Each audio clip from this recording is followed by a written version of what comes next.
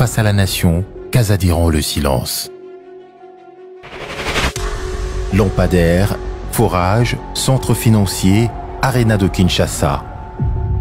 La vérité. Mais là, plus personne n'en parle. On continue de répéter, monsieur Lampadaire, monsieur Toto, comment on dit, Yo-Yo Yabana.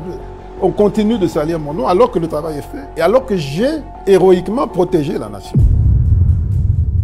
4 journalistes de renom ont pris l'initiative de chercher des réponses.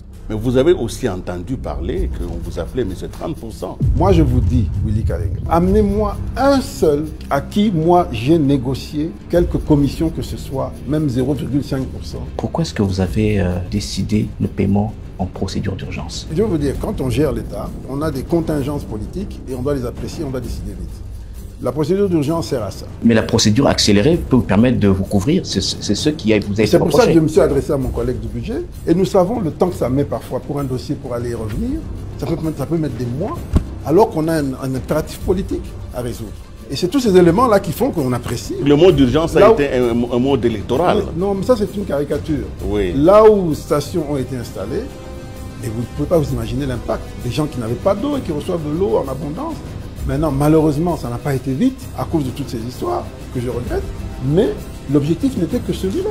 Il y a eu un jour un ministre des Finances qui a payé des lampadaires à 5 000 $ l'unité. Mais sur le prix des lampadaires, je crois que la démonstration est claire qu'il n'y a pas surfacturation. La même IGF qui était en mission à la ville de Kinshasa n'a pas vu, peut-être qu'elle était distraite, qu'il y avait un autre fournisseur qui s'appelle Proton, du groupe Raoji, qui vendait des lampadaires 2 fois moins performants ou 3 fois moins performants que ceux de Solectra à 6 000 et quelques dollars, plus de 6 000 $. Qu'est-ce que vous avez à dire à cette opinion-là? Je demande à chaque Congolais d'analyser, de ne pas se fier à la première phrase lue dans un tweet ou dans les groupes WhatsApp. Votre bourreau, c'est M. Jules Nguete. Non, je ne vais pas me rabaisser à ce niveau-là. La manipulation médiatique a voulu me faire passer pour celui qui a décidé d'acheter des forages de 5 000 $ qu'on met dans les coins de la maison à 300 000 $.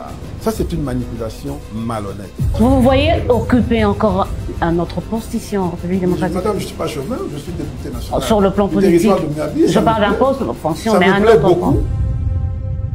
Vous allez porter plainte aujourd'hui contre toutes les personnes qui vous ont jeté en pâture? J'apprécierai, je verrai.